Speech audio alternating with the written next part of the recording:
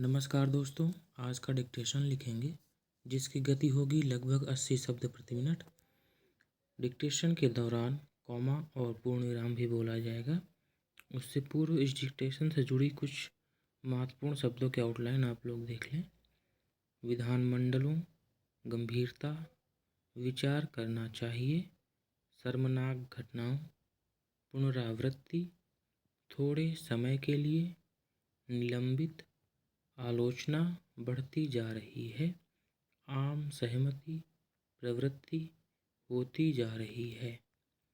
बहुमत बल पर, ऐसी स्थिति में तनाव निंदनीय, जो कुछ हुआ है सर्वविदित, गौर करना चाहिए, परिणाम स्वरूप, शोर शराबे, कार्य संचालन रखने के लिए उग्रता प्रदर्शित करनी पड़े, सहन करती है।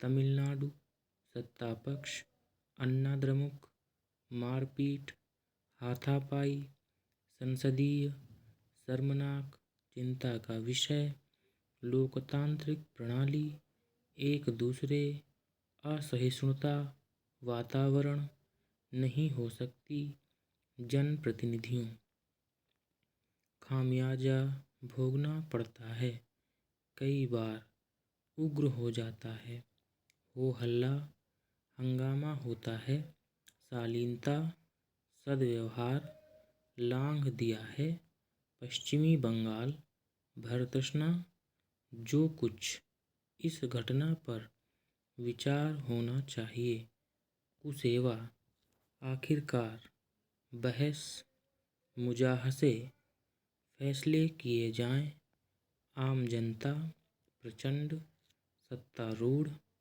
दायित्व है, नाराजगी, मौका दिया जाना चाहिए, घृणित। अब डिक्टेशन लिखते हैं। डिक्टेशन स्टार्ट होगी 5 सेकंड बाद।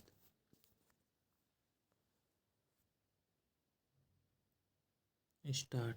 तमिलनाडु विधानसभा में शनिवार को सत्ता पक्ष और प्रमुख विपक्ष अन्नाद्रमुक के बीच मारपीट और हाथापाई संसदीय इतिहास की सर्वाधिक शर्मनाक घटना मानी जाएगी और संसदीय लोकतंत्र में आस्था रखने वालों के लिए घोर चिंता का विषय होगी। पूर्ण विराम।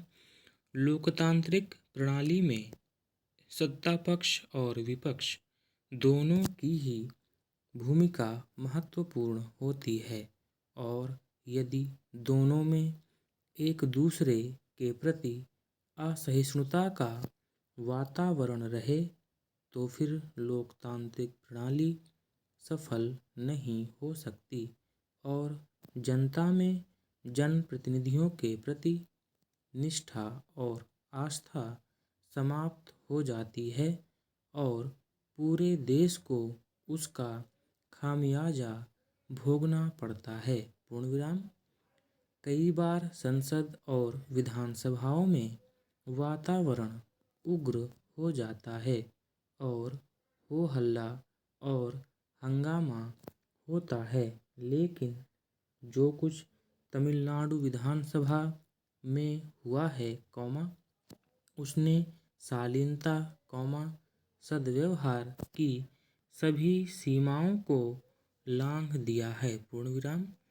हाल ही पश्चिमी बंगाल विधानसभा में विपक्ष ने जो व्यवहार किया था वह भी भर्त्सना करने योग्य ही था। पूर्ण विराम।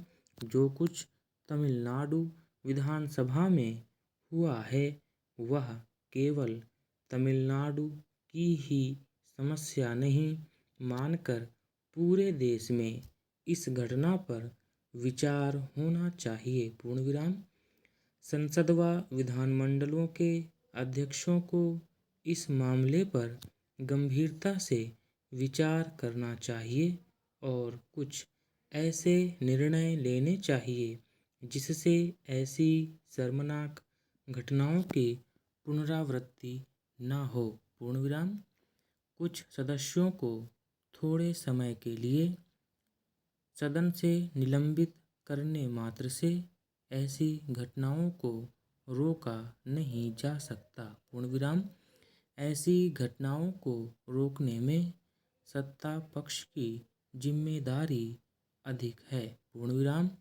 आलोचना के प्रति असहिष्णुता बढ़ती जा रही है और आम सहमति से काम करने की प्रवृत्ति कम होती जा रही है। पूर्ण विराम।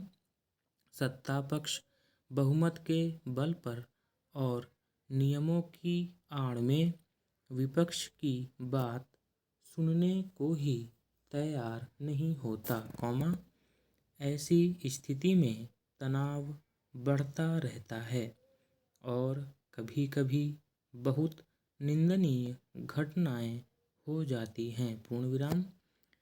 तमिलनाडु विधानसभा में जो कुछ हुआ है उसके पीछे जो भावना अन्ना द्रमुक के सदस्यों की रही है वह भी सर्वविदित है। पूर्ण विराम। जहाँ तक सत्ता पक्ष का सवाल है उसे भी विपक्ष की बातों पर गौर करना चाहिए और आलोचना के प्रति सहिष्णु होना चाहिए। पूर्ण विराम। पिछले 20 वर्षों से सत्ता पक्ष में असहिष्णुता बढ़ी है और उसी के परिणाम स्वरूप हंगामे और शोर शराबे होते हैं। पूर्ण विराम।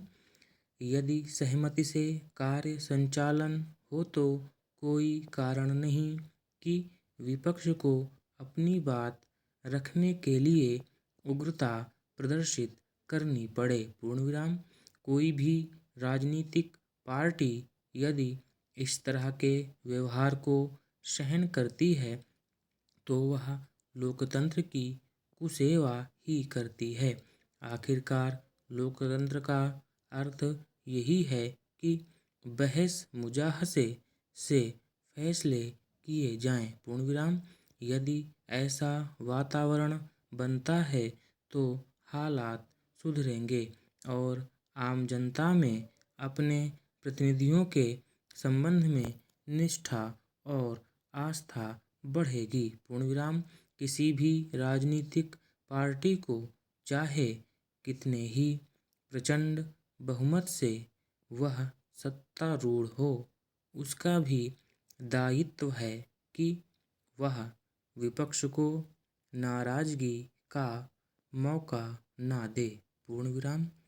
सत्ता पक्ष जो चाहे वह कर सकता है लेकिन विपक्ष को अपनी बात कहने का पूरा मौका दिया जाना चाहिए, तभी लोकतंत्र सफल होगा, अन्यथा ऐसी घृणित घटनाएं बढ़ती ही जाएंगी। पूर्ण विराम। स्टॉप।